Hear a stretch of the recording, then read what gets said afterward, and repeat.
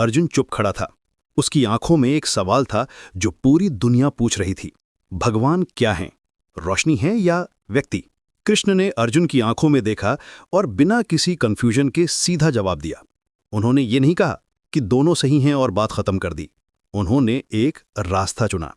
कृष्ण बोले, हे अर्जुन, जो लोग अपने मन को मुझ में, मेरे इस रूप में लगाते हैं और पूरी श्रद्धा के साथ मेरी पूजा करते हैं, मेरे हिसाब से वही सबसे बड़े योगी हैं।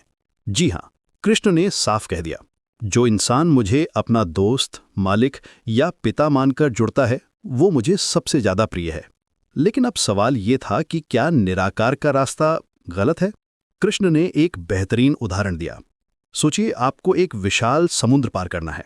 आप दो तरीकों से जा सकते हैं। पहला, तैरकर, दूसरा, नाव में बैठकर। मंजिल दोनों को मिलेगी।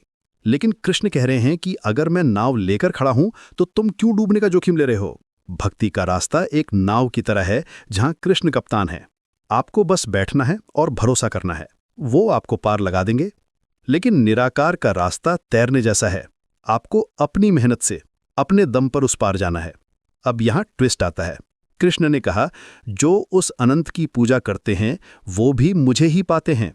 यानी निराकार का रास्ता भी भगवान तक ही जाता है, लेकिन उनका रास्ता दुख से भरा है। क्यों? क्योंकि इंसान के पास शरीर है, इसलिए बिना शरीर वाले भगवान को समझना उसके लिए लगभग नामुमकिन है।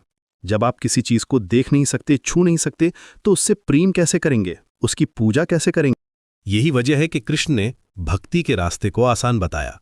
जब भगवान का एक रूप है, एक चेहरा है, तो आप उनसे बात कर सकते हैं, उनसे शिकायत कर सकते हैं, उनसे प्रेम कर सकते हैं। तो ये था कृष्ण का फैसला। भक्ति का रास्ता सबसे अच्छा है क्योंकि ये सबसे आसान है। लेकिन अगले एपिसोड में हम जानेंगे कि आखिर क्यों इंसान के लिए मूर्ति पूजा जरूरी है, क्यों हमारा दिमाग निराकार को समझ नहीं पाता, देह अभिमान क्या है और ये कैसे हमारी आध्यात्मिक यात्रा में बाधा बनता है।